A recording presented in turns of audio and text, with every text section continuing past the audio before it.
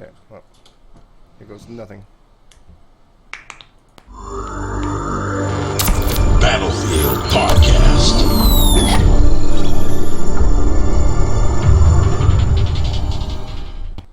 Hello, everybody. Welcome to Battlefield Podcast, episode 146. I'm Ola, a.k.a. Chalk1, and with me, as always, I have Tim, a.k.a. Darkness429. How's it going, Tim?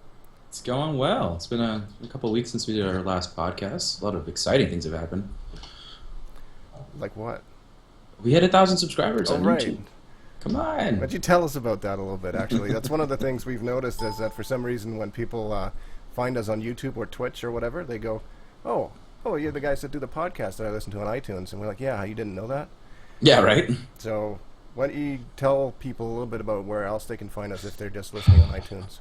Well, if you guys are just listening on iTunes, we also have a YouTube channel. It's youtube.com/Battlefield Podcast. You could just go in this little search bar up top and type in Battlefield Podcast. And then Ola and I, we do weekly streams. We've been doing roughly 3 to 4 times a week on twitch.tv. So if you're watching in the stream right now, it's for Ola streams. And then I'm twitch.tv/darkness_429 because someone took my username. Yeah, that's weird, hey, how that happened. It's sort of a generic username with the numbers at the end as well. So it's, I mean, I don't mean generic, but the numbers, it's odd that I think somebody doesn't like you and took it. But maybe more importantly, so you find us there. You can find us on iTunes, obviously. Battlefieldpodcast.com just got a little overhaul. We just give it a fresh coat of paint. Simplified it a lot. But it looks really nice. Thank you, Tim, for the Photoshop work on that. Not a problem. It was fun. And we might as well get right into it. This episode, we are going to be talking with Daniel, a.k.a. Zinto. Do you pronounce it Zinto, by the way? Or how do you pronounce it? Yeah, it's Shinto. Okay. Shinto. There we go. Yes. So, you used to be the community manager at DICE for Battlefield 3. Why don't you give us a little bit of an overview just for people who don't know who you are and what you did there and what you currently do there? So thank you for having me on the stream, Ole. I am Daniel, and I have to give a shout out to my peeps over at Corsair. This is my Corsair Vengeance X5000 7.1 USB gaming headset because intensive immersive sound for gamers is important and stuff. It actually doesn't work that well, so don't get it. It broke. Like I have 2 that broke, and it's not very good. So. Yeah, whatever. I used to be a DICE. I'm a producer now, and that's about it. Like I'm not a very interesting person. Yes. Well, somebody asked in the chat right now, and that's probably actually a really good first question. What does Shinto mean? Like, where did that come from? How did you pick that? So here's the thing. People expect some kind of wonderful story about it. But here's the thing. I had a username that was... This is pretty funny. I had a username that was Dragon Penis when I used to play. That was like a funny name I used to use. But I couldn't use it when I got employed by EA because, people just don't take kindly to that. I can't sign up on Twitter with a name such as Dragon Penis and then go on interviews and stuff. I just can't, So I had to pick a name. So I just put words together and I was like, Shinto, that sounds good. So I went with Shinto. And Dragon Penis was just one of my funny days. I had ASX before that. Well, that's cool. Yep. So, as a community manager, how long did you work there doing that? Like, when did you start?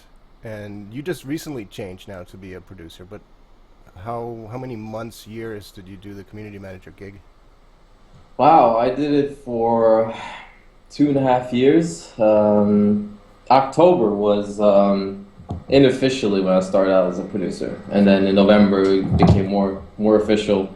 And then by that time, I'd been doing community for such a long time that it just wasn't very interesting anymore. I'd already been doing that for quite some time, and I wanted to be in a role where I could influence more. I could influence what was being done, that I could integrate some of the feedback we were being given into the game.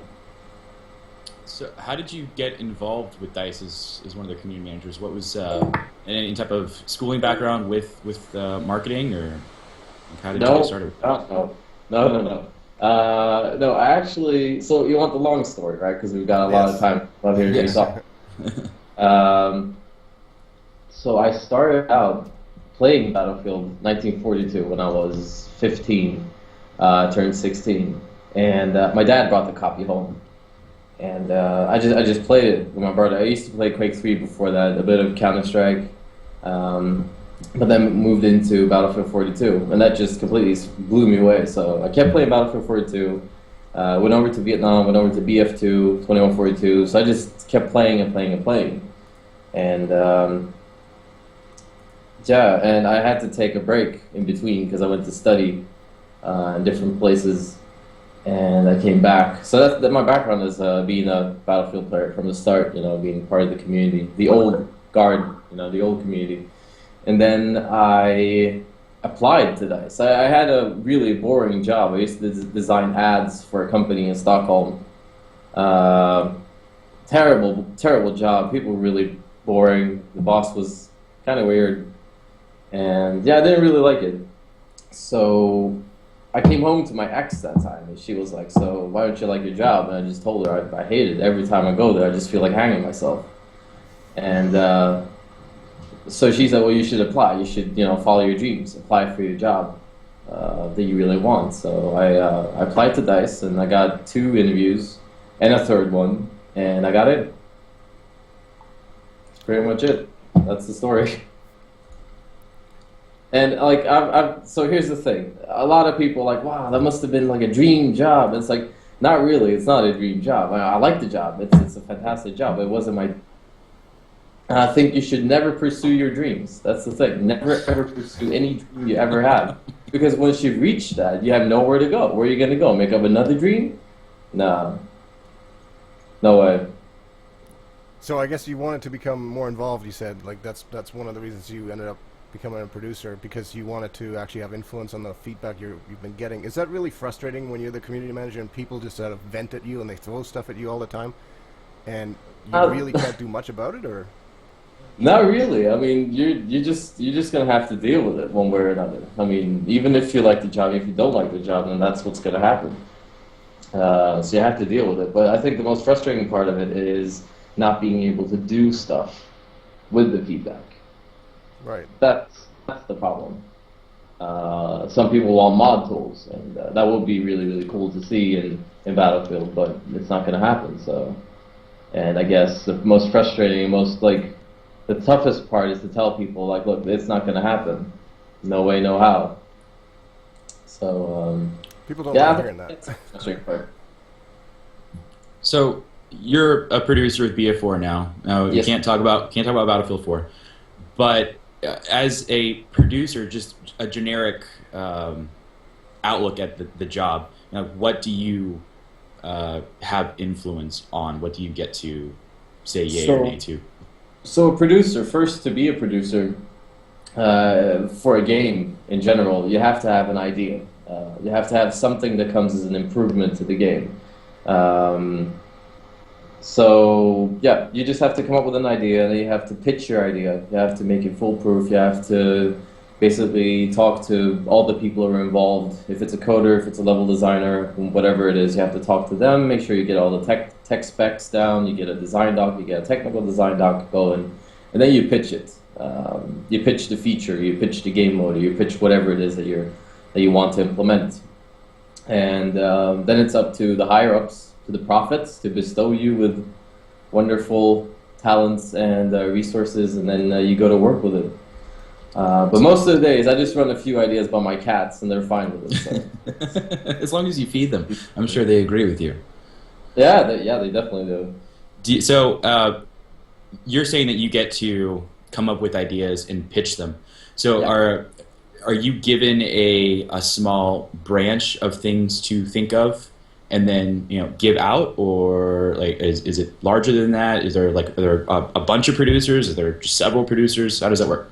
Yeah, there's several producers, and I mean, I think because there's several producers, but there are at least like 250, 300 people working at the DICE studio, and you have like 6, 7 producers. So I mean, being a producer, you have to niche yourself very much. You have to take ownership of what you're really, really good at, and we have producers for multiplayer, we have producers for UI, we have producers for single player, we have producers for all kinds of things, like online producers who manage Battlefield post-launch, like all the expansion packs, and they manage all the maintenance and that kind of stuff. So, yeah, I niched myself into something I really, really like, and I can't really tell you what it is. Right. But anyway, Is it hard for you, for all of you producers, I mean, to integrate all of your ideas together to make a Battlefield game? Because I mean, at some point, things are going to start intersecting. You know, you're gonna hit each other at some point. So, is it hard for your idea to meet up with the other guy's idea and make something be cohesive? no, and I mean that's the thing. They should, they should meet up with each other because, I mean, otherwise you're going to have a weird game with different palettes of everything. You know, if you have three producers working together on a branch or on complete multiplayer, and our stuff doesn't meet together, then a player is going to wind up with an experience where the guns are absolutely amazing, but it somehow doesn't tie in to the overall feeling of the sound. Like the sound is weird when you fire the guns, or the level is just really bad, but the gameplay is good. You know, I mean, everything should tie into each other. Yeah. So when you did your community manager time, like, what do you think, if you sort of summarize, like, what are the best things about that position? What are the worst things about that position? Just to give people an idea, because sometimes I think people assume that, oh, you didn't come and answer my question on Twitter, or you didn't post in this forum thread when we asked you to, and I would imagine, like, just give us an overview that how much is coming at you when you do that, because I mean the Battlefield community is quite large. So there's a lot of people, and they're very opinionated, and we know that because we all are. But maybe give us a bit of an overview as to what you had to face. I think, well, like the best parts was to travel around and meet all the cool people, meet everyone. You know, yeah, going everywhere. And the worst part about the conventions is that realizing the people I'm seeing right now are freaks, and I kind of dig the same things as they do. No, seriously, the best part about it was to meet everyone, meet all the people, trying to be helpful, getting a lot of friends, making a lot of good connections, and that's definitely the best part of it. And I mean, getting to work on a game I really like, that's Battlefield. I guess the worst part was definitely not being able to do stuff that you really, really want, because it's just, you know, you have to have a good pitch for it, you have to make some research, and you know, you've got to get everything on track. So, and the worst part is that you just don't have enough time. That's the thing. You can work, what is it, 24 hours a day? Yeah, in human time, 24 hours a day, and you just can't, you know? Right. So yeah, I guess time and effort. Who's that? That's my cat. That's Edith. That's a cat that loves all my ideas. So somebody just asked, who's the community manager now that you don't do that anymore? There's social media managers, but I guess Ian Tournay is definitely one of the people. He's one of the go-to guys, and he's a really cool dude too. How did you guys go about choosing Ian to be the follow-up community manager? Well, we have this system of how we pick EA employees, that we just gather a bunch of school photo catalogs, school yearbooks, and then we just like throw darts at people that we think are hideous. The ugliest person usually wins, and this time it was Ian. No, I'm kidding. Ian is amazing. He's an amazing person. He's really cool, and I mean, he's got a lot of knowledge about basically Battlefield, about online communities, about social media, about marketing. When I started out at DICE, because Battlefield was so small, I mean, the only clue I had about community management was the game. That's all I knew. It was Battlefield. I knew nothing else. And Ian comes into Battlefield now as a really good community manager, knowing all these things. He knows marketing, social media, he knows everything, basically. And he's a big fan of the game, and he knows all the technical aspects of the game. So, yeah, he's definitely a really, really good candidate. did you get to take kind of a mentoring role when you were going through the transition? Did you have to kind of help him out a little bit, or did you kind of just throw him the reins, like, here, your problem now? No, Ian was well rounded. I mean, he knew what to do and stuff, and I didn't do a lot of handovers. Like in the end of my CM period, I was mostly busy doing maintenance stuff and helping out the live team doing their things, and it was mostly feedback running and trying to get things in, and I guess it was an easy transition. Like, it was just one day to another. It was like, make your idea come true. That's basically what it was. So how do you think he's dealing with that right now? Like, what does a community manager, like, when you did that, what did you do on a daily basis? Like, did you wake up and go through certain forums or emails and stuff, Twitter? Like, how did you take on the day, on the days that you weren't traveling? Like, I know that you've gone to a lot of places and stuff like that, but if you're just at home or in the office, like, what did you do on a regular basis? Well, it's like, I had to show up for work. That's one of the periods, and I had to drink tea. It's also very important. No, but it was much simpler when I was community manager, because the expectations on your role was go into the office and gather feedback, read the forums, and read up on a lot of stuff regarding the game. If the game wasn't released, read up on it. Like, read up on everything. Know everything that has to do with the tech, that has to do with UI, that has to do with backend. I had to know everything. And that doesn't leave enough space in my brain for marketing and PR and social media.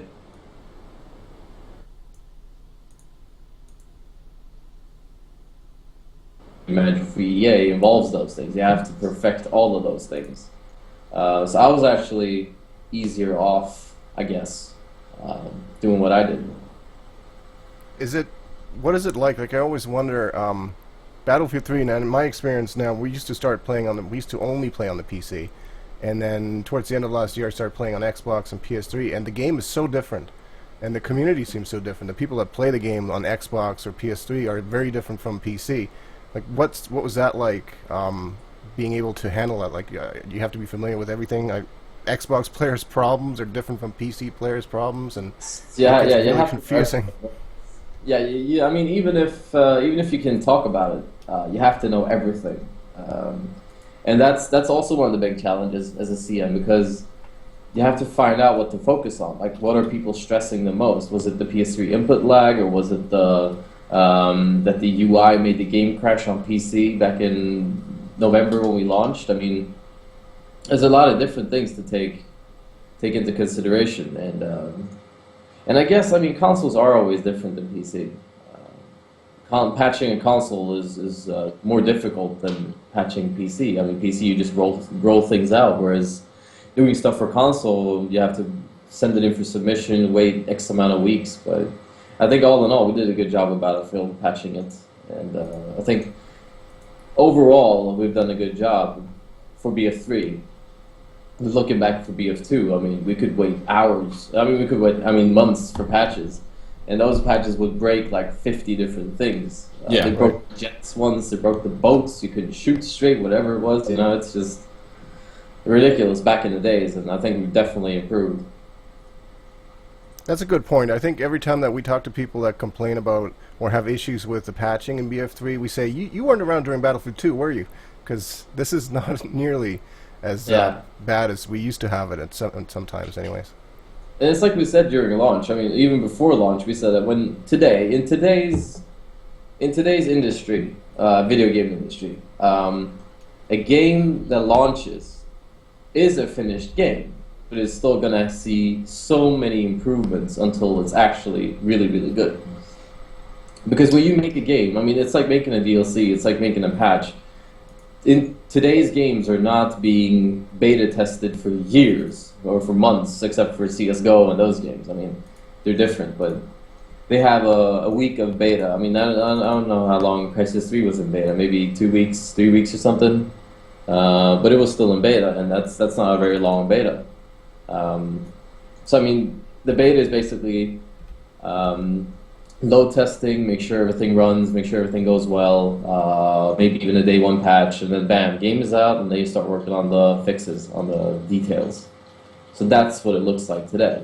And whereas back in the days, games used to be really good or horribly buggy, and that kind of stuff. So yeah. Yeah, that's true. That's a good point. Tim? So we had a question in the chat. This kind of goes to one of the questions that we had designed for you. The DICE approved dog tag, was that your idea? And then also, how did you guys come about giving those out to people? And someone in the chat asked, would Battlefield Podcast ever get the DICE approved dog tag? That's right, Daniel. We're blaming it on the chat. Well, the thing is, I like you guys, but not that much. Oh. Yeah, so the DICE Friends dog tag I think it was supposed to come out for launch. I think, I'm not really sure. But it got delayed, and then it came out, and we started giving it out to people we actually like, except for you guys. Not kidding. That was totally natural. No, we gave it out to people that have done cool things, amazing things, that have been around the community a long time, and that have just done amazing things. And you guys have got a good thing going here, so we'll see. But I don't give those out anymore. I mean, people seem to have a perception that I'm giving those out. Well, who's in charge of I can still give them out. I want people to talk about that because I can feel important. So is that kind of turned into an Ian job, or is that more just whenever you feel like it? I think it's everyone. I mean, everyone at DICE, everyone at EA. If someone thinks it's a cool guy, then that person will send us at DICE an email or internally in the studio and be like, "Oh, this guy, I played with him a lot. He's pretty cool. I've seen their stuff. It's really nice." And then they will either send me an email or marketing or someone else in QA, and they can enable the dog tag. So I'm not the only person. Gotcha. But, I mean, for a case of pops, the dog tag would maybe find its way to your profile. We'll get right on that, I think. Yes, I just had an alcohol intervention with my roomie Elks here. Please don't send any pops to my home address. What's it like, by the way? We talked to Elks like back in the Battlefield 2 days, once or twice. Yeah. What's it like, you guys rooming together? Is that a sort of a fun thing, or what? What? Sorry. Oh, God. Only do this for the rent money. Holy shit. Living with Alton. It's like living with a raid man with coding skills. No, he's a cool dude. We're just friends. Let's keep it that way. What's it like working at DICE? We see a lot of videos. Like Tim just showed me the video from Roland the other day with the GoPro and the ping pong. Smacked in the nuts. Oh, with yeah. the ping pong ball. It seems like it's a really fun place to work. Do you like it there? Yeah, I know if your bosses are watching, they probably won't care anyway. No, it's actually it's a really nice place. People are friendly, and we have free tea. We have an amazing view, and no, it's a nice place. It's I think it's the best of Sweden and best of the US in work terms. I mean, we get 5 weeks of paid vacation. We have all these Swedish amazing bonuses, and we get all the American bonuses too. We get an American state of mind where we work in Sweden, which is pretty cool. So yeah, I think it's one of the better studios to work in. Definitely one of the better studios. Ol and I have constantly said that we would love to work at DICE just because it looks like you guys have so much fun. Well, it's still a job. I mean, it's not like we're eating chocolate and dancing around all day. It's a job, So if you want to talk a little bit about Battlefield 3, just in general, I mean, we're like a year and 4 months into it now or whatever, and we still have, I guess, several months to go before we get more info about Battlefield 4. In your opinion, you've played all the other Battlefield games. Like, where does Battlefield 3 rank, and what do you think? Does it still have any shortcomings left that need to be addressed going forward, do you think? All right, let's start with the rank. My favorite one was BF42, definitely, hands down. Amazing experience, amazingly because of nostalgia too. I would like to say Battlefield 2 as second, but man, we managed to patch some weird things into that game. So I'm gonna say no. I'm gonna say Battlefield 2142 is number 2, definitely, because it's an amazing game. It was everything that BF2 should have been in regards to balance, in regards to gameplay. It was just a kind of sci-fi experience. I really liked it though, and Titan mode was the most amazing mode ever made. And number 3, I would say Battlefield 3, mainly because I have more memories with the other games. I'm reading in the chat, isn't Sweden the country with the happiest citizens? Well, it's definitely not, because everyone here is on antidepressants. Is that because you guys are always covered in clouds? It seems like whenever I see a picture, it's always cloudy. Yeah, it's very cloudy. It's extremely cloudy. But it is pretty. We had Roland on a few weeks ago, and the way his camera is positioned, it goes right out one of his big windows by his computer, and it was snowing, and it was dark out, and you could see all the street lights and the cars moving back and forth. I was really jealous of him because it just looks like a very nice place to be. Wait, almost postcardish. Windows. I will do my window shot. Oh, let's see your window. I'm kind of scared to see what's outside your window. So please don't, put any judgment into this. This is my rig right here. Facebook, and here I am, and all these other amazing things. Here's my paper cups, because I can't do the dishes. I really don't want to. Window that I haven't cleaned for 2 years. Here's my view. Cars, snow, lights, snow. Yeah, it kind of looked like that for Roland. I hate Christmas, but I still have this after 2 years. I've never taken it down. That's not Christmas. It is. This is like a Swedish Christmas thing. Oh, it looked like a menorah. Yeah, it's not a menorah. Oh, is okay. It a no. So I have BC2, Q-pad mat, and my Q-pad with high precision. There you go. And this is... Oh, that's nice. Here. This is my old-ass couch. And the TV, and disco ball. You gotta have the disco ball. Oh, yeah. Some tree on your...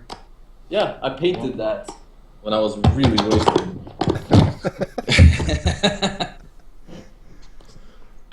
Oh, so what is it like interacting with people on Twitter? It seems like people are constantly tweeting at you. They're always asking you things, even random things, and you're always tweeting out the most random things. I think some of the funniest tweets that I saw from you were during Halloween, and you were talking about the really weird kids that were coming to your door, and you gave some kids cigarettes and I think, what was it, fireworks? I think you gave another kid. No, I don't own fireworks. I could have swore you gave him fireworks. No, I remember. No, rum. I didn't give the kid rum though. No, got no. Yeah, I always wind up in like weird situations where I live. It's a weird place to. It's like I live in Twilight Zone or something, but for weird people. That's the thing. Like these kids running around everywhere, just ringing my doorbell, scared my cats, and I was like, "Look, man, enough is enough. I have to put my foot down." So yeah, and after the whole cigarette incident, another kid rang my doorbell, and I opened the door, and I was like, "Hey, little kid, can you sing? Can you dance? Can you do something creative?" He was like, "No, I'm here for candy." And I was like, "Just call your mom. Just get out of here." And close the door. It's not that I hate kids. It's I don't like privileged kids that know they're privileged. I don't like that. Oh man. There was a question in the chat how you feel about Storm Monster going off to work for Rovio. Is it Rovio, I think? Angry Birds, right? Yeah. Yeah, that's terrible. It really is. I liked him, and I mean, we had good times together, and we're close personal friends still today. But I feel that he's a very lucky person going to Rovio, and he's going to be really, really happy there, and he's going to do an amazing job. What do you think it is about Sweden? It seems to be like there's quite a few successful game studios there, not only DICE but also Rovio, and there's a bunch of other ones that I think have even just gone there. Is it just the way that people are in Sweden, or just the way it is, the atmosphere, or can't be the temperature? It's unusual. It's kind of unusual to keep a job for more than 3 to 5 years in Sweden. You usually switch jobs in order to, advance, in order to see new things, work with new stuff. Guess that's the thing. And mobile is on the rise now. I mean, mobile gaming is getting really, really big. Like Supercell, for instance, a Finnish mobile company that you guys probably never heard of, because I didn't hear of them until last month.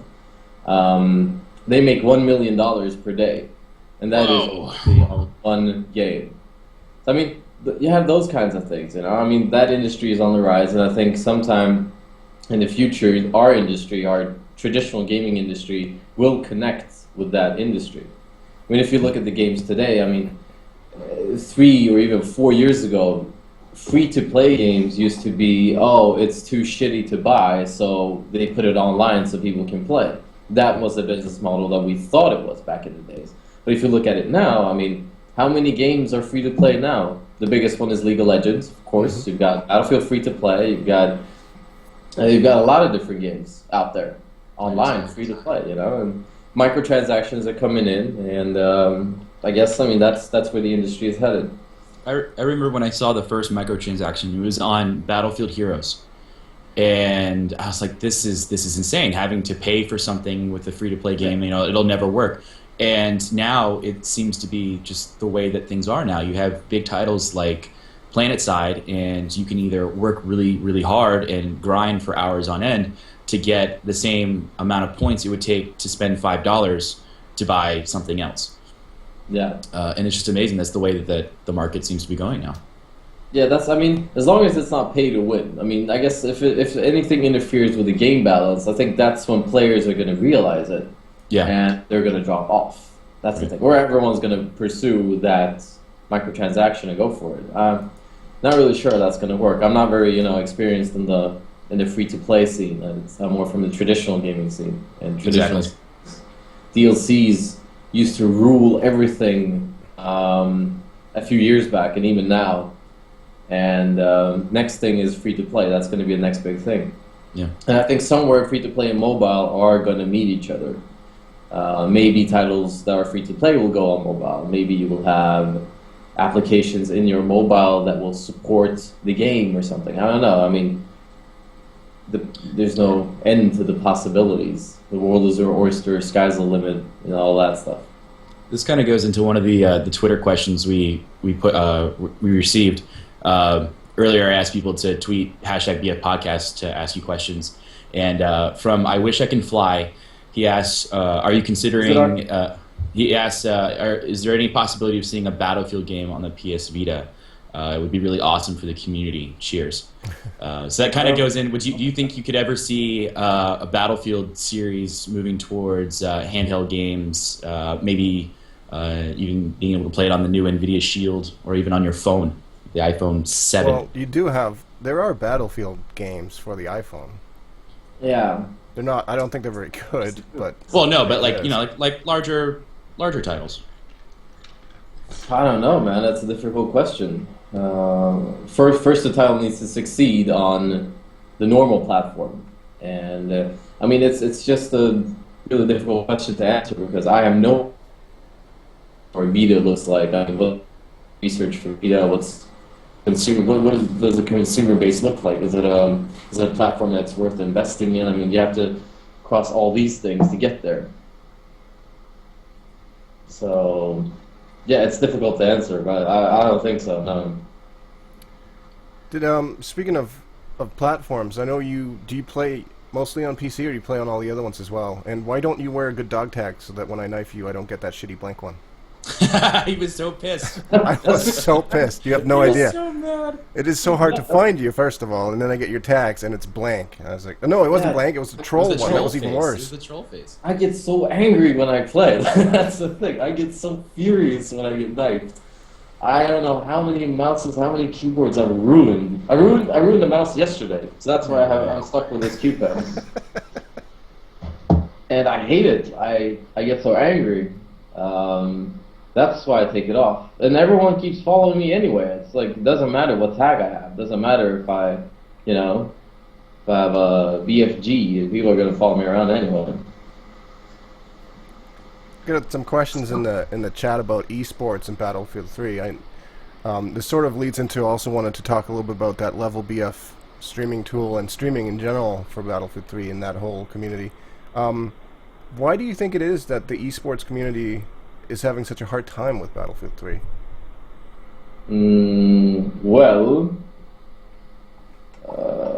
Well, I mean, the basic features are not there. If you look at esport games, let's say this: if you look at esports games that were made back in the days, if they were made '99, look at old Counter-Strike, look at Quake, look at all those games.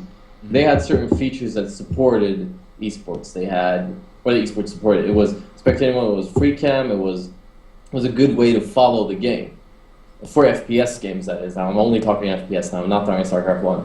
Right. If you look at esports now, Counter-Strike Go is declining. A lot of people still watch it, but it's declining in comparison to StarCraft 2 and League of Legends. I think that, just talking esports, now I'm going to get to BF3 later. I'm just going to do this first. Sure. So, looking at that, and looking at League of Legends, and in comparison to CSGO, you will see that the spectator modes are very, very different. Counter-Strike Go always has an element where you miss something. You don't see everything. There might be an epic battle going on the other side of the map, but you will not see it one versus one. You will not see it immediately as it happens. You do that in League of Legends. I think the reason why FPS games are declining in comparison to RTS games is that the level of communication in RTS is so simple. You might not understand anything. Like I was playing League of Legends, and my friend was watching the other day at DICE, and he didn't understand anything. I was at DreamHack Winter with Lars Gustafsson, who had never played League of Legends. He didn't understand anything. Well, he did understand when one team was scoring against another team, and that was by taking out a tower, that was by eliminating another enemy. So he understood the basics. And I think that's what they've nailed down so good in RTS games. And the spectator is just amazing. UI overlays are amazing. It's so advanced. And no matter how CSGO or Quake 3 or whatever FPS game tries to innovate, they need to, where they lack in spectator, where they lack in showing people what's going on, they should make up for it in presentation, in statistics, in UI, and that kind of stuff. So I think just throwing out an esport mode, just throwing out for Battlefield 3, for instance, a spectator mode, is throwing out a demo recorder, records your own demo in first person, that throws out UIs and stuff. I think it's a good idea to do that. I think we should have committed to esports a long time ago, but I do also think that we should have done the right choices. And at that time, when esports was beginning to get big in the mainstream scene, we were busy making our engine, making Frostbite 2, making BC2, coming out on consoles for the first time. So we had our plate full already. And now esports has gone, it's pretty much mainstream now. I mean, basically every game is coming out with some sort of support. And I think for the future, it's bad if we miss out. That's my 2 cents. Do you see esports coming to Battlefield in the future? I mean, do you see a bigger support coming to Battlefield? I certainly hope so. Good. I guess I can only hope so, yeah. So what did you think of the level setup that they had with the live feed of the map, seeing in live time player locations and things like that? Do you think that's a good platform to kind of base the esport foundation off of? I think that's, it's difficult to say, because I think a platform needs to be rock solid, and I think that was really, really good, but I think it should be more integrated into the game. Right. It should be an application on the side. It should be in the actual game. So if a game comes out with esports, or says it as esports mode, that stuff needs to be in there. A spectator needs to be in there. It's not an application that you put in. It's not an application that you turn on. Basically, if you want esports to go mainstream, everyone has to play.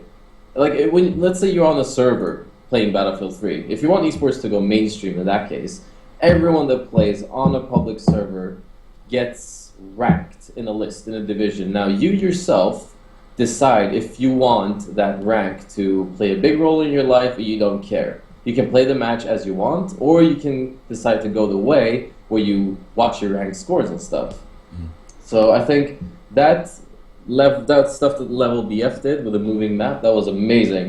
And I think that was very, very creative. And I mean, just thinking up concepts in my head now, that would be really, really cool to have. Imagine a stream on Battlelog having that thing on. That would be really cool. Yeah.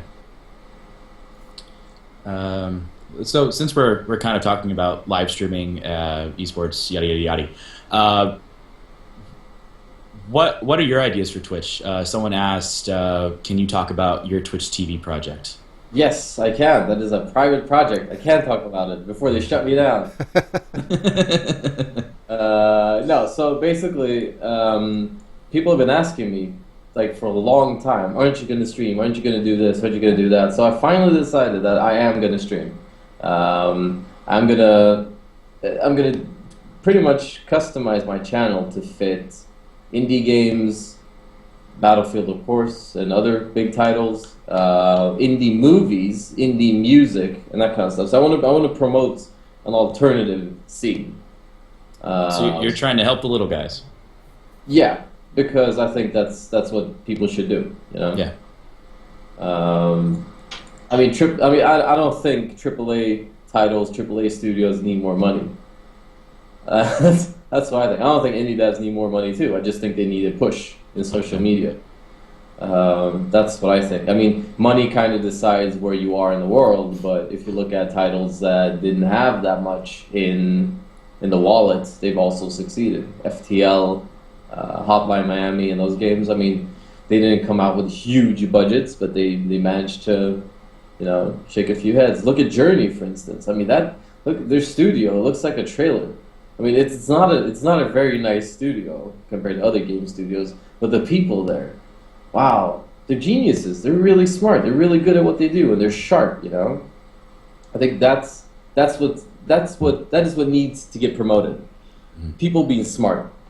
That's what I need to promote, and that's what I'm going to promote. That's good, because you definitely need more people like that. Even with, I'm going to kind of shrink it down and just promoting small YouTube channels or small Twitch channels. People have really good content. They just don't have a way of kind of breaking off from the cluster of everyone else trying to do the same thing. Yeah. But to have someone who actually has a big following to kind of just, you know, reach in there and pluck them out and say, here you go, you got a kick in the butt to get you started. That's good. Yeah. And the same goes, I mean, that goes for indie games. I'm also going to showcase some indie movies, some indie directors, show some movies on the channel. I'm going to show some music videos from some upcoming electronica artists. No metal, because I hate metal, and hip-hop is okay.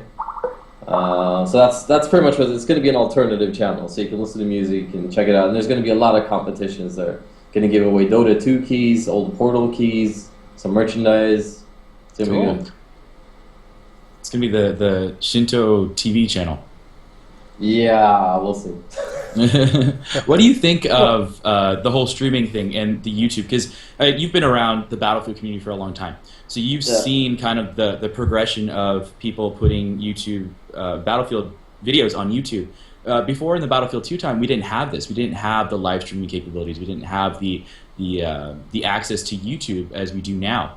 Do you think that's helped the community and also just the Battlefield series in general?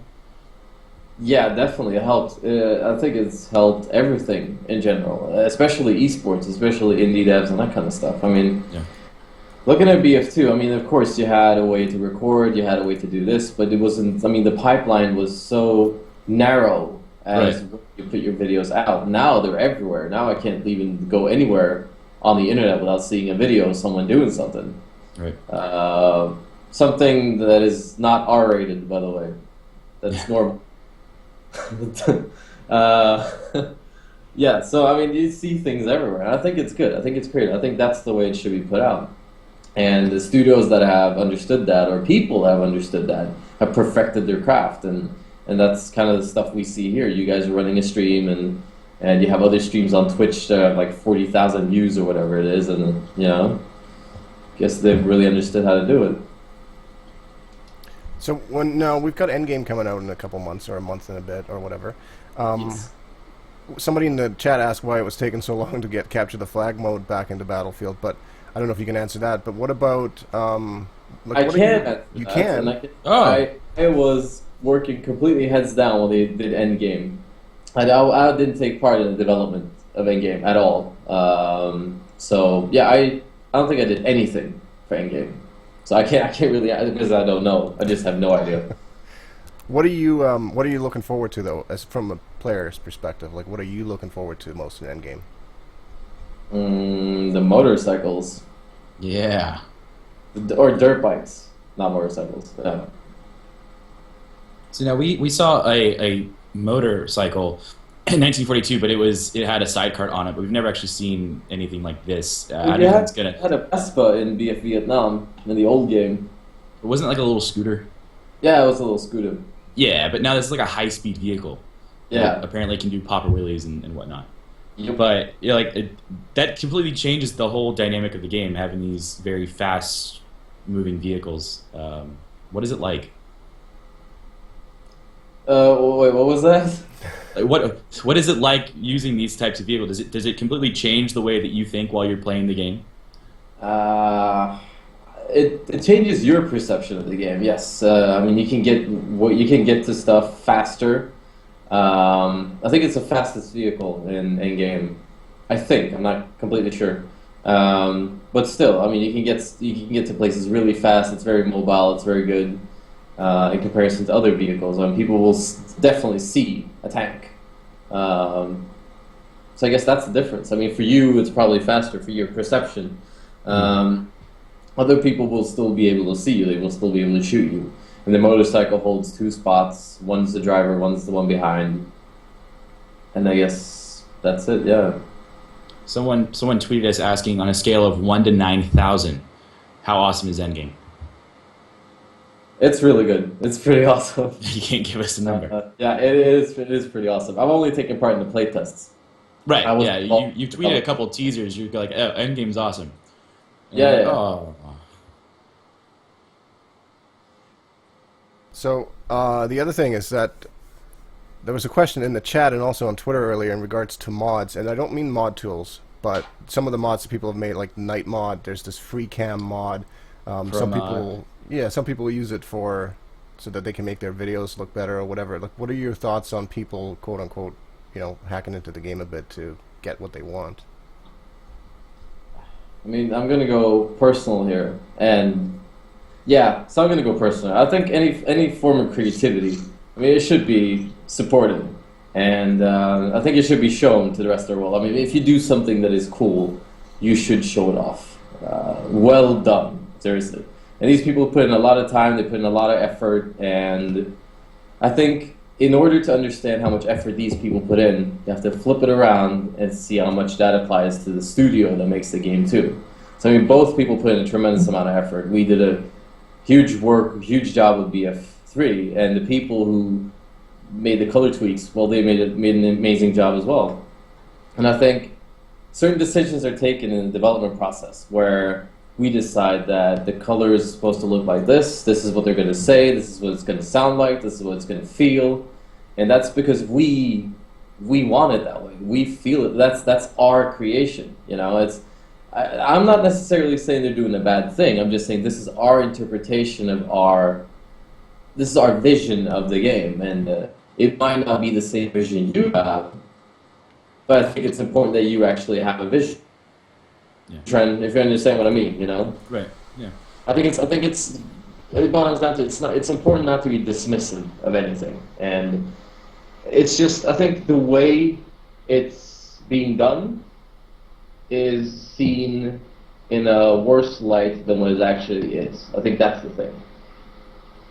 I think if you break into someone's house and paint the living room with a fresque of Michelangelo's painting, and you go out, you haven't broken anything, you just paint a wonderful painting, you're going to be a fucking, first of all, creepy person.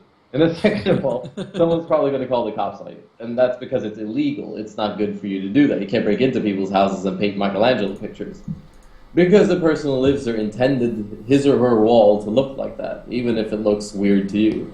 So I mean, I don't think the end result matters. I think if people make creative things, that's amazing, but don't break into places and do that. I mean, I think that's the thing. And that brings a whole new question, and I'm just not qualified to answer that. You need a coder for that in order to realize how they did that. So that whole issue with the blue filter that came up, and then a couple months ago where it sort of seemed like there was going to be an option to turn it off, and then that all went backwards. Do you think that was a bit of a misstep from whoever was communicating that to the community? yeah, I mean, it's a big studio. I mean, you say things you probably don't think about. They just, I mean, Columns, everyone knows Columns. He's an awesome person. He always puts the community first. He always wants the best for people. And I guess he just got, he thought that the community didn't break anything, or I'm not really sure. I mean, it didn't break anything. I'm not sure. I think it's a difficult question to answer.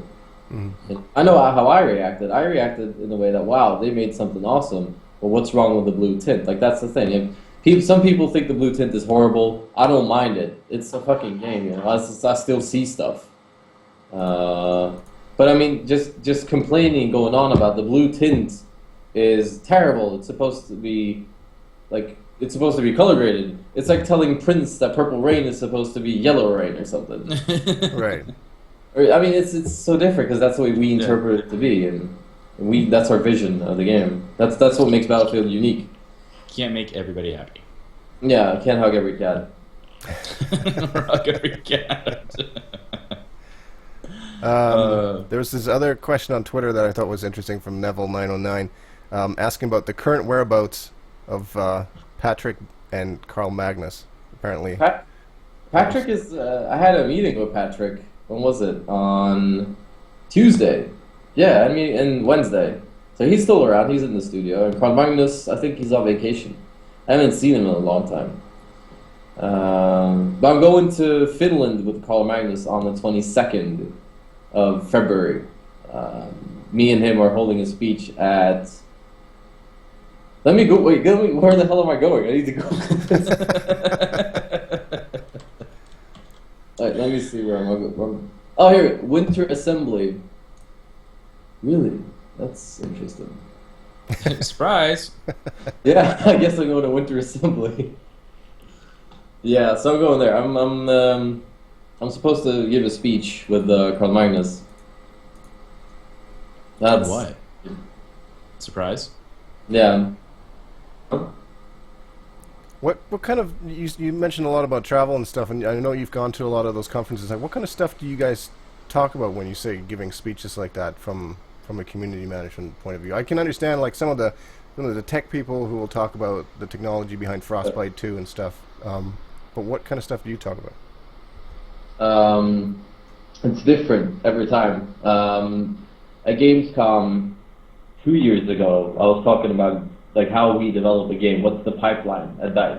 Who does what? What do all the people do, and the roles and everything? And at DreamHack, I talked about DICE turning 20 years. At a school in Stockholm, I talked about social media marketing. And it varies very, very much. It's like basically the stuff I know that I talk about, or the stuff I don't know that I talk about, and people don't know because they're too shy to ask or something. I don't know.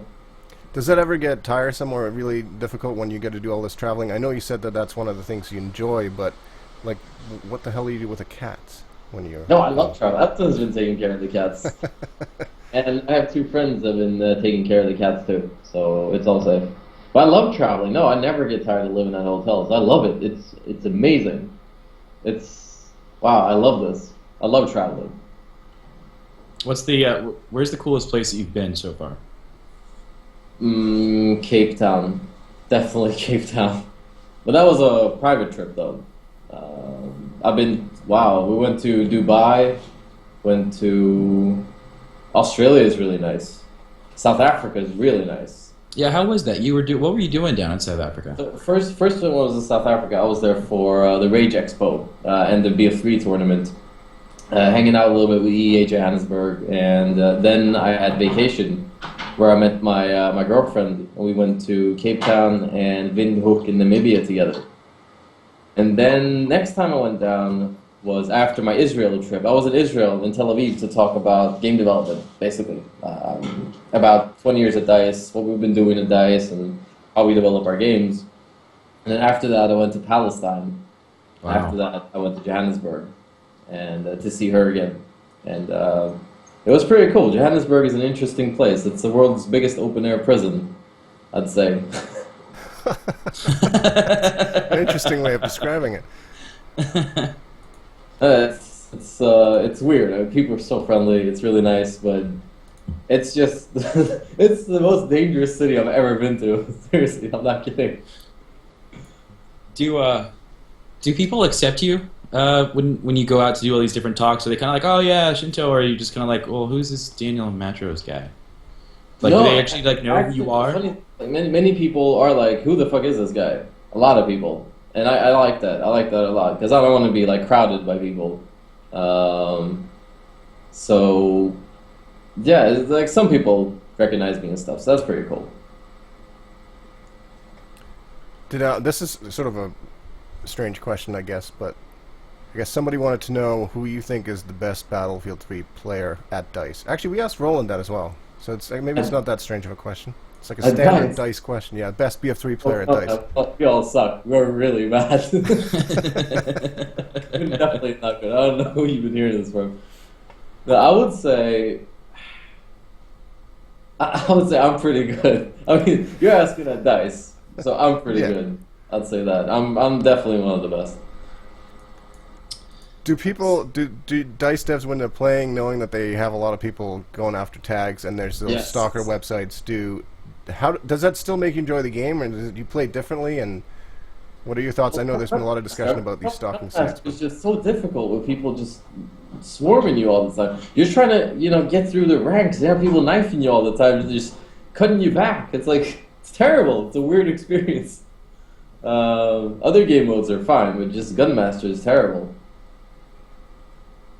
Do you think that's... I know I said no questions about BF4, but do you think the idea of these DICE dev tags will carry forward into future games, or do you think there's enough people at DICE who are just like, nope, screw it, I'm not doing that again? No, definitely. That thing will carry on. I'm very, very sure. I mean, dog tags has become a thing after 2142, and I mean, the dev dog tags... The dev dog tags weren't intended for dog tag hunt in the beginning. Like, when we first made the DICE dog tags, it was just meant to be, I worked on the game. This is me. And I did a damn good job. But it turned out to be like Pandora's box or something. You open it and all these things came running after you. It's like terrible. It's fun though. I like it. I mean, it engages people, and I have a lot of fun when I'm not breaking things and screaming like a crazy person. It's fun, Well, you do tend to publicly tweet when you go out on a server or something as well, so you are inviting people to come join you. That's what I want to try and fill it up, man. That's the thing. It's fun to play with people from Twitter. Like, I remember that has 31 out of 32 players, but it's not the same thing. Like, if I open up a completely empty server and people join, it's like, wow, these people joined because they want to play. They want to play with me. So it's like playing with your special team or something. Right. You got any other questions there, Tim, or do you want to do this rapid fire thing? We have this rapid fire thing. Let's do the rapid fire for Daniel and see if he can answer our questions. So did I answer fast? Because I tend to think a lot. just first thing that comes to mind. We'll ask you a question between two things. Really? And tell us which one. Oh, jeez. All right. It'll start really easy. This first one's easy. The first one's just M4A1 or G36C. G36C. Oh, I thought you were going to ask me weird things, man. Okay. We'll start off easy. Weird things come later. Okay. Chat room RPG or can javelin? suggest some things too. RPG or javelin? Oh, Javelin. No, RPG. Tugs or Mav? What? Tugs or Mav? Or Tugs. Pistol or knife? Knife. tanks or jets? Jets. Oh, skip that one. Yeah, That we was can't old. take that one. This was from the last time we were going to talk to you. It was like, how many maps in Aftermath or Armored Kill? Never mind, we know that already. Large maps or close quarters? Close quarters. Medic or resupply? Medic. No, I don't even want to ask this one, but I'll skip past this one. BF4 or BF 2143? 2143. I love 2142, man. That's why. Yeah, I'm gonna ask it. Battlefield or Call of Duty? BF. Ah. Definitely. Let's make up some other ones on the spot here. Although I loved Modern Warfare 1, that was an amazing game. I have to agree with you. I haven't played that.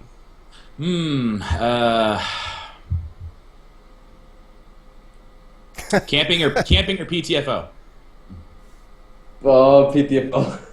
I mean, camping. Sorry. I'm gonna do it. I'm gonna do it. Tits or ass? Your mom.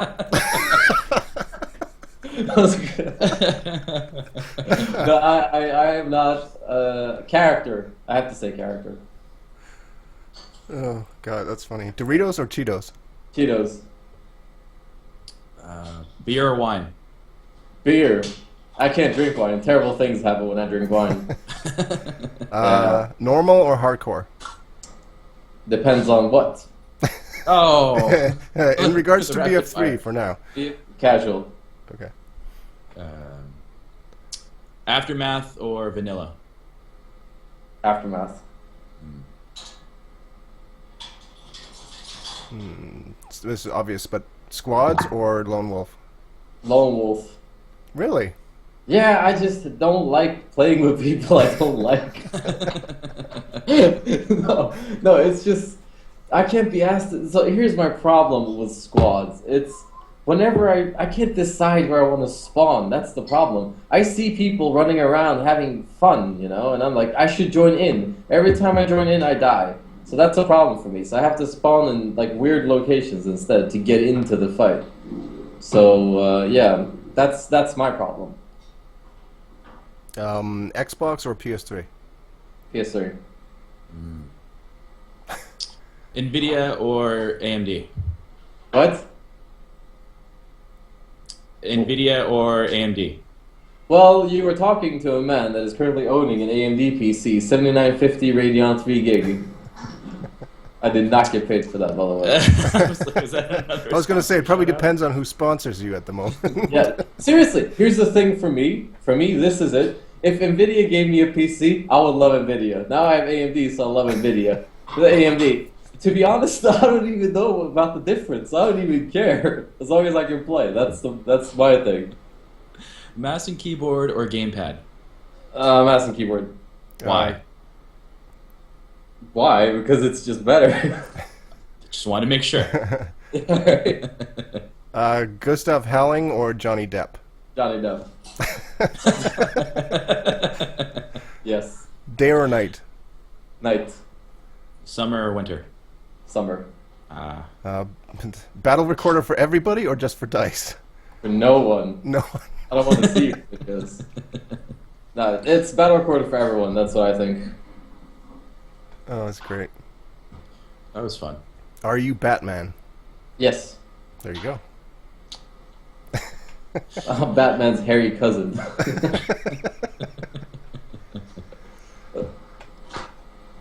Nope, not asking that one. Here's one of our Twitter questions. What was the worst thing about being community manager for BF3? The worst thing? I don't know, man. Let me think. Yeah, so many choices, right? No, I think the worst thing. As I said, the worst thing. I'm feeling that wow, we made an amazing job. And it's like okay, they wanted this, that, and that. Like we couldn't fulfill it. I would have loved Commander mode for Battlefield 3. I would have loved a more engaging single player, and that kind of stuff. I like all these aspects of the game, and I just couldn't. I think that was not in the plans. So telling people that that's not going to happen, or coming out with a game where I know I'm disappointed a little part of the community, a very small part, but still a part. I think that's the hardest part. Yeah. Well, as a producer, do you see yourself kind of getting some of the things that you really wish that were in BF3 to kind of go into BF4? Yeah, well, I have this goal, you know. I have this dream. It's not all sleeping at home and watching unicorns on TV. So my dream, yeah, it's like I wrote that the first day I started it, no, the fifth day I was at DICE in 2010. I think the post goes way back, 21st of June or whatever. Not that I ever thought about it again. I had this plan. So I said to myself, so I'm going to fulfill these things at DICE. This is what I want to do at DICE. No matter how many years I work here, this is what I want to see in Battlefield games. And I'm to that point where I can actually, you know, work with that kind of stuff. So, what was the question? Do you think that being a producer, the things that you didn't like in BF3 or things that you wish that were there in BF3, you can kind of bring over into the next series? To some parts, yeah. Some parts. Yeah, I don't work on single player, for instance. I don't work on Battle Log. I don't work on Frostbite. I don't work on a lot of things. But the stuff I can... Right, the things that you can influence. Yeah, stuff I can influence, definitely. And, I mean, what's a better source of feedback than the people actually playing your game? Yeah. Sorry, that reminds me, actually, somebody asked this earlier, but what's the best way for people to submit their feedback for Battlefield 4? Like, what's the best way for them to tell you guys that this is what they didn't like or this is what they'd love to see? Other than just spewing it at people randomly on Twitter. I think it's through the Twitter channel, to Ian, definitely to Ian, because he usually sends emails forward. And that kind of stuff. Just videos, make yourself heard in a creative way. I mean, everything is valid. And, you know, we're making a new game now, so... Someone had a question about the Battlefield Twitter account. Yes. What's up with that? It seems like sometimes it's just the most random person who has no idea what's going on in the Battlefield world. And they're like, thank you for your tweet. That's probably Daniel when that happens. Yeah, I do the same. No, I just insult people when they tweet. No, I don't know. Like, it's a part of a social media strategy, I guess. I don't know. I don't work on that channel. I don't know. I even lost the password. I had the password until like 3 days ago. Did you lose it or did they take it away from you? I think they took it away from me. Yeah. What's with the dinosaurs? That's what people wanted to know. When do we get to see dinosaurs? You have to travel back in time. Either that or you're some heavy drugs. That's either one of them. Oh, it's so weird how that kind of just, it started from one thing and just escalated into this large calling for with the Battlefield series. Because we had never ever thought of dinosaurs being a possibility in Battlefield. And then from one thing that happened before the release, it then spewed into this odd thing. Yeah, I have no idea why. Is it kind of the joke at DICE? I don't even know if it's a joke at DICE. I don't know. No one jokes about it. People are pretty serious. First of all, you're not allowed to laugh at work. That's rule number one. No, I don't know. I have no idea where that comes from. I know that it popped up during E3 2011. Yeah. So there's another question from Twitter. What do you prefer? Do you prefer more of the Battlefield Bat Company 2 classes or the BF3 classes? BF3 classes. Yeah. Definitely. Do you think people have talked at length about whether or not there should be less classes with more options for your loadout, or just more classes? Like going back to Battlefield 2 and stuff, you had a lot more choices, but you were sort of more restricted within those. What do you think is the best way to do it? You didn't have that customization. Yeah, I mean, you didn't have a deep customization system in BF2 as you had in BC2, for instance, or even in BF3. So I think having a fully fledged customization system kind of removes the unnecessary classes in a way, you know? I mean, you can, if engineer, you don't really have to play as an engineer, if you know what I mean? If you're an assault medic, you don't really have to play as a combat medic. You can just remove the what's it called, the thing you throw out with the red cross on it. Yeah. Medic box, whatever. Yep. Yeah, exactly. You can remove Band-Aid that box. AIDS instead. It's kind of weird that person goes, You know what do you go through when you choose a grenade over a medic kit? What goes through a person's head? It's like, nah, man, I'm tired of stitching people up. So yeah, it's like I guess it's different, you know. It's a different customization system. It's a different way you play. So I don't see that we necessarily need to add in more classes as long as the customization system is deep and intact. Yeah, that makes sense. Do you think there's going to be? I don't know how to put this. Like going forward, do you think the customization is going to expand more? Like I'm thinking back to when I played Medal of Honor Warfighter, and the customization there was almost too much. It seemed like it was just way over the top. Like 25 different colors, and you could change the stock and stuff. It got too much. Because at least in Battlefield 3, it's still it's fairly simple. You pick your gun, you pick a couple of kits or whatever. Yeah, I think give someone too many choices and it just becomes like let's say this. A lot of people don't enjoy open world games because it gives people too many choices. A lot of people like single player games that are linear more because it still gives them choices, but it shows them a path to go. I think that's what we did very, very well. And told you, look, here's a bunch of shit you probably will never use, but there's an aspect to this that you need to counter. They need to have an account when you fix your weapons, when you play, and that kind of stuff. And there's just this thing where you make a game and then you have too many things that don't really have a red line through them. They don't really tell you the story of this is going to be this and this is going to turn out to be this. So, yeah, I'm not really a game designer, so it's difficult to answer, but I would think it's something like that.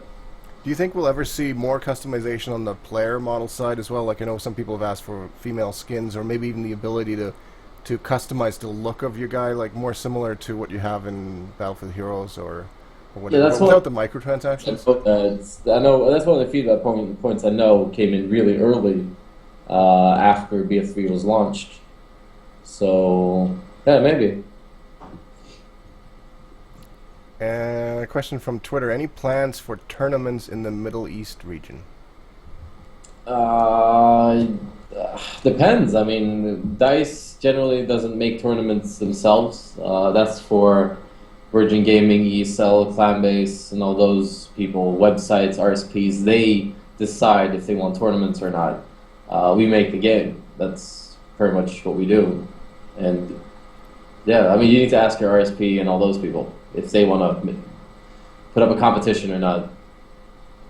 And what do you think of some of the Battlefield community efforts out there, like Level BF or even Reddit? Pure Battlefield comes to mind for me as well, and things like the Battlefield Friends series. Someone wanted to know if you'd seen that. Yeah, man, of course. I think it's really cool. I think that's the kind of stuff that just shows people what we're doing with the game, what the community's doing with our game, what they think is important for other people to see. You know, they share something, they have a passion, and I guess like coming out of the old scene in BF, most of those people are gone now. Like Planet Battlefield shut down, the RMB used to be around. I don't know if they're around anymore. They merged into Battlefield though.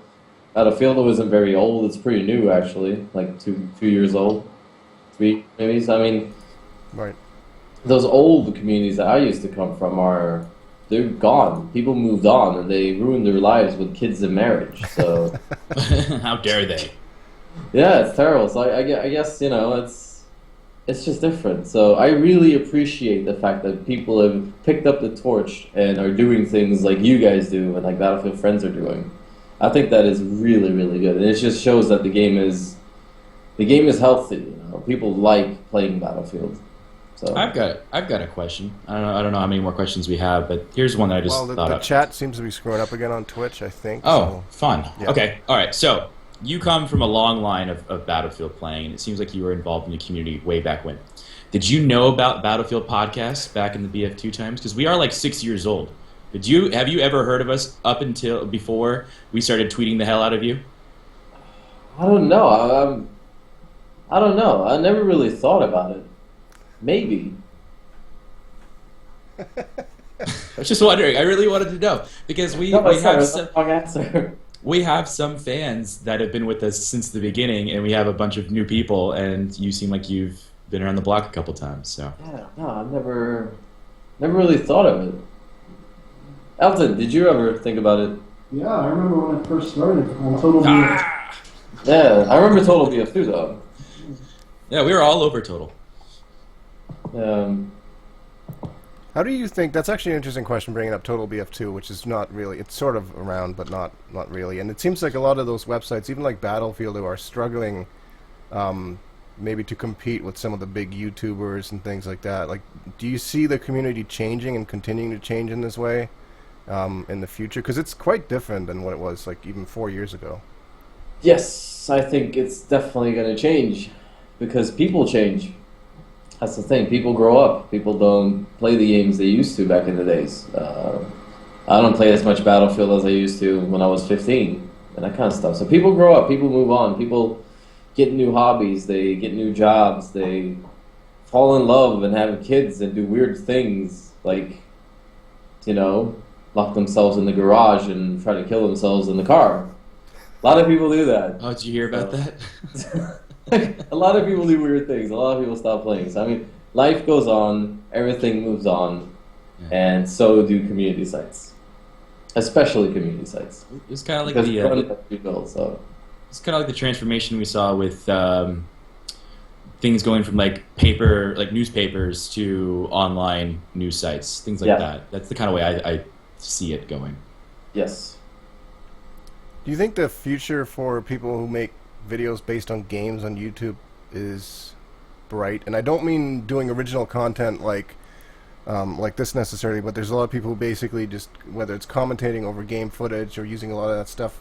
I sometimes get the feeling that at some point the bigger publishers like EA are going to realize that, hey, these people are making a lot of money off video stuff that basically they're just playing our game. We like cut of that. I don't know, this may be a difficult question, but you got any thoughts on that? Law was like passed somewhere or not passed. It was like a few months ago, wasn't it? Something like that, yeah. Yeah.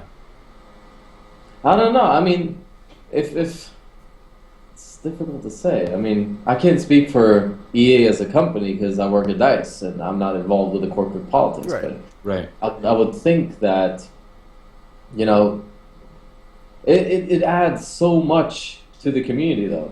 When people stream, even if it's someone that has 2 views, it shows that this person cares enough to install or have a capture card, play that game, and stream it to people who just don't care. They don't want to see his stuff, but he's putting it out there anyway, you know?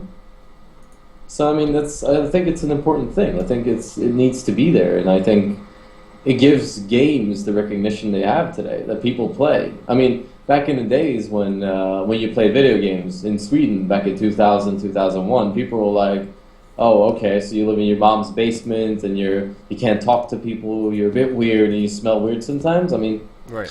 the kind of thing they thought. But nowadays, it's like, I play video games. Okay, it's become it's become a thing that everyone does, and I think it's because of it going so mainstream. I think that's the thing. Everything went mainstream, Yeah. and that's why people are doing it now.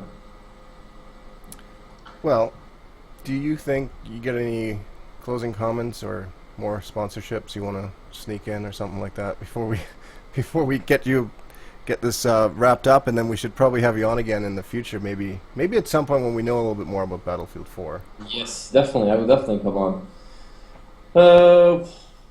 I don't know. I mean, I don't think there's a lot to know now. That's. I think I've annoyed you quite enough. Well, I think I'm sure I can speak for Tim, but it's been a pleasure, and it's been really nice to finally get you on, and I appreciate it, and I appreciate all the work that you guys have done, that you have done in your role, and that Ian's doing now, and hopefully you'll have a lot of success trying to get your ideas into Battlefield 4, whatever they may be. They sound like they could be really interesting, just knowing you. Oh yeah, they will be very interesting. I see a lot of unicorns in Battlefield 4 and cats. A lot of unicorns and cats. Yeah, I don't like horses. I don't like horses at all, to be honest. I think they're big and scary and they smell. I don't like horses at all. I don't even like seeing horses in movies. No, horses and kids in movies. I don't like that. I don't like singing except for when I'm watching Glee. That's the only time it's okay. It's awesome. All right. Any final words there, Tim? Big thank you to Daniel, and a big thank you to everyone who showed up in the Twitch stream today. We had over 100 viewers at one point, 113, I think. So that was awesome. Make sure to check out the YouTube channel, youtube.com/Battlefield Podcast. Battlefieldpodcast.com has a lot of the links that you can come and creep us at. Follow us at. We will be putting out another episode in like 2 weeks or so, and we've been releasing a lot of videos on YouTube, so definitely go check those out. And can't wait to see you guys next time. Yeah, and this will get posted on YouTube tomorrow as well as on iTunes. So if you missed it and you want to hear what Daniel had to say, which was very interesting, you can catch it then. And once again, Daniel, thank you very much for coming by.